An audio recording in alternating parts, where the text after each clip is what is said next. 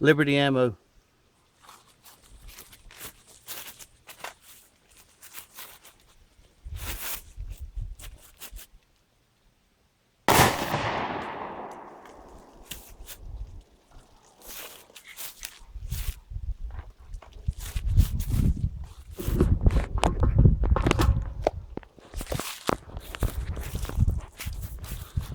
Well, there's where it went in the shoulder.